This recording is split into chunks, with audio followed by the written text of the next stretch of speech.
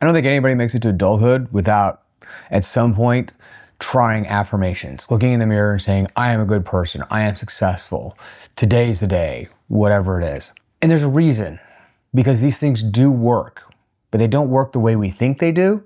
In this video, I'm going to give you some ways to make them work better, because they do actually work. Affirmations are a good and powerful tool, and they're super simple, but with a few tweaks, we can make them far more useful and far more effective than they have been so far in your life. So your subconscious works by repetition. If it experiences something enough, it believes it. When you're learning to drive, you learn that when you put your foot on the brake, it stops the car. Not so much through conscious thought. You knew touch the brake to stop the car, but all the little nuances of how to do it just right became so automatic that you don't even think about it most of the time. You just automatically move your foot off the gas to the brake and begin to apply the right amount of pressure to bring it to stop where you want it to stop. It's become so ingrained, it's unconscious.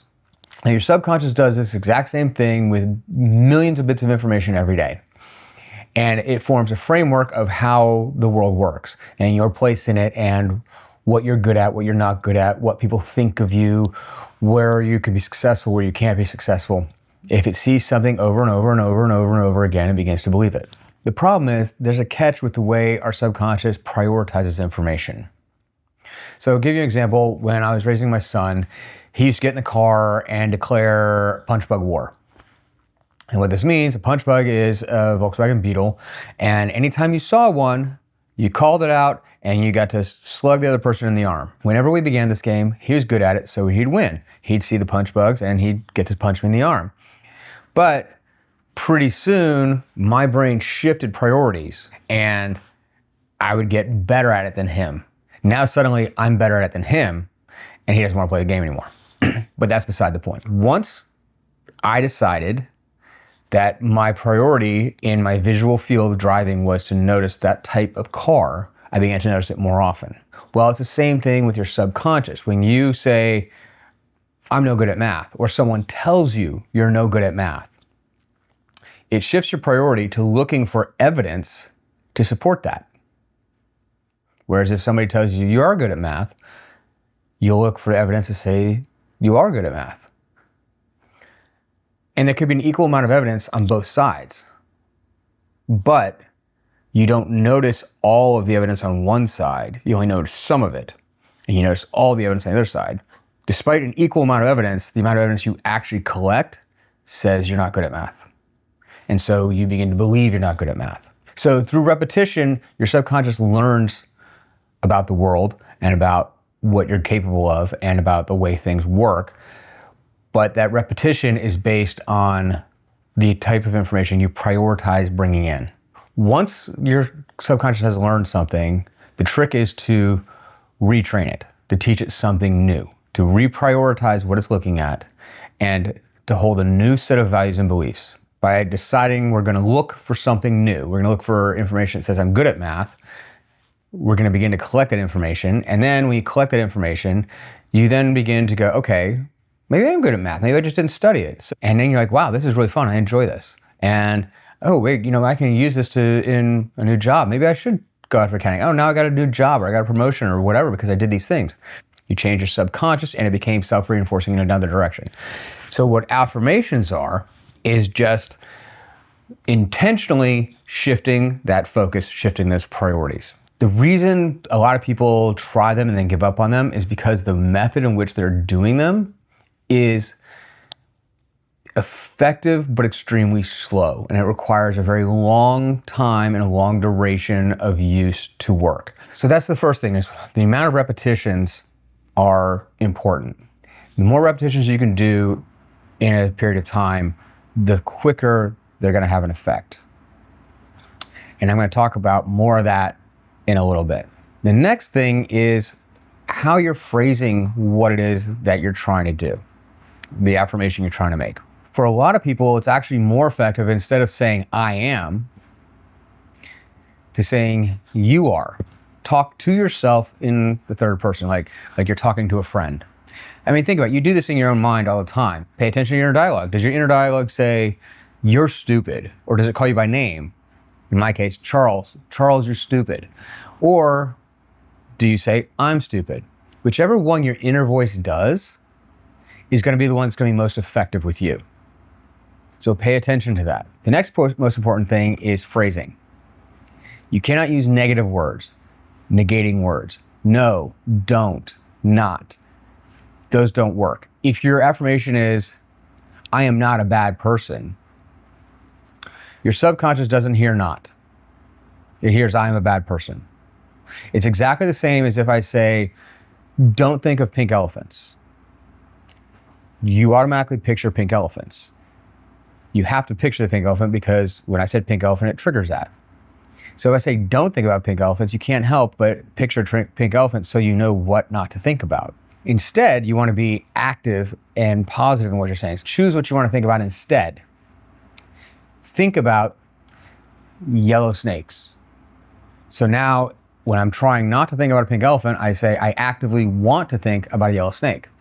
Now I have to picture a yellow snake, and I did it, and it replaced the thought of the pink elephant. Same thing with your affirmations.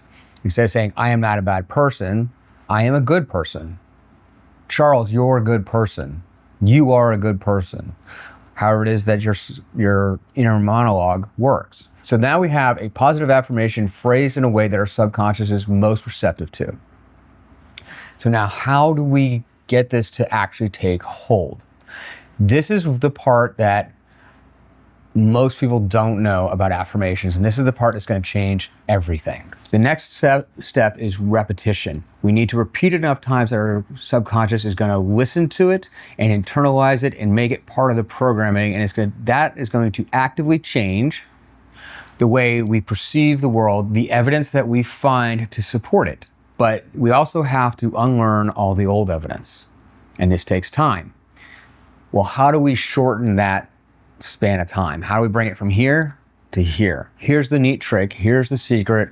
Here's the big takeaway from this entire video. Spend some time carefully structuring your affirmation, and then in a private space where you feel comfortable and safe, sit down and begin to repeat the affirmation to yourself aloud, over and over and over and over again. I've done this for up to 15 minutes at one time.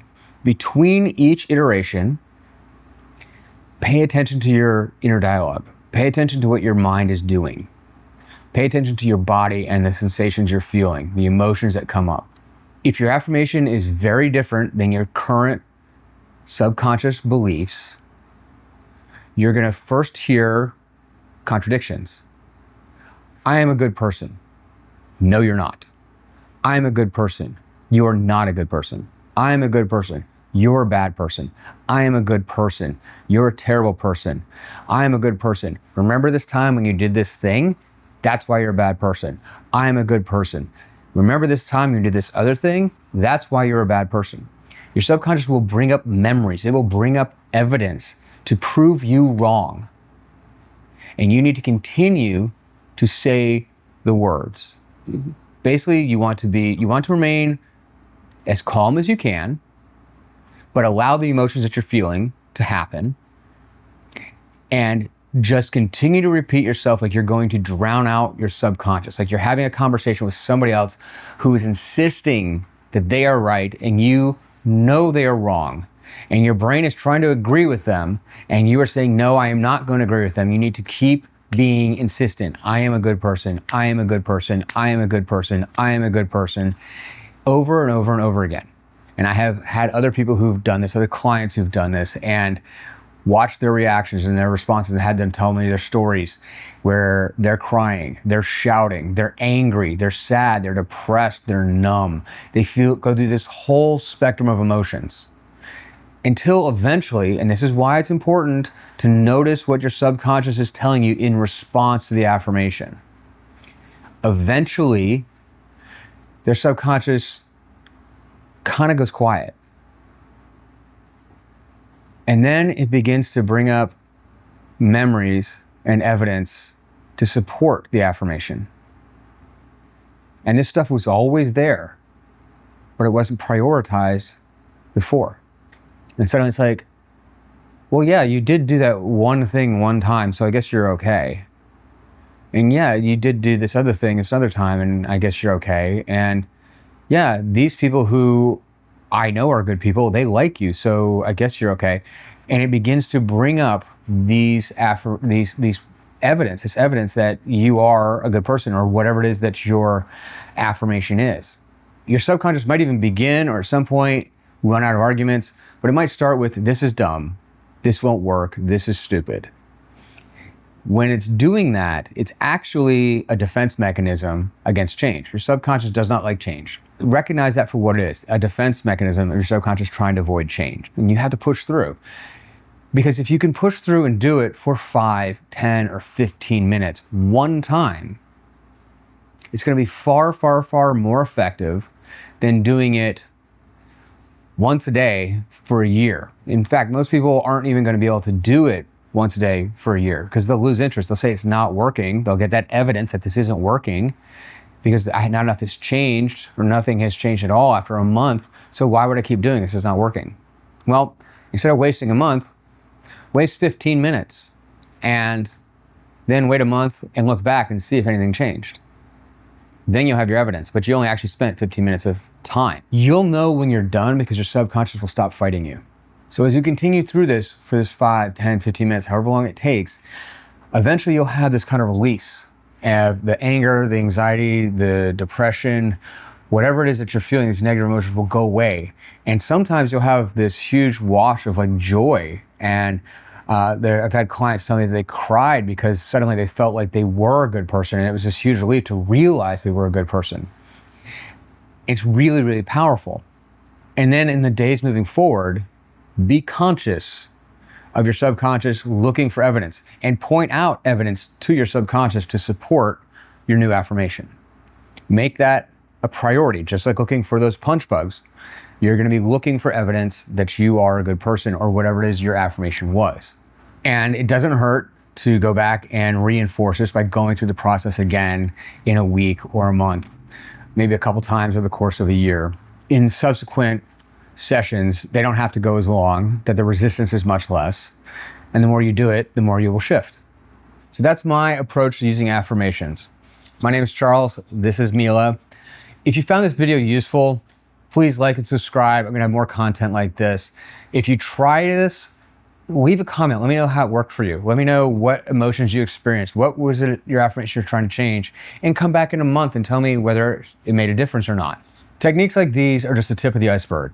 If you want some help making some real lasting, profound changes in your life, living the life that you're meant to live and becoming the person that you really want to be, some links down below where you can click to book a one-on-one consultation with me, and we can discuss whether coaching is a good approach for you.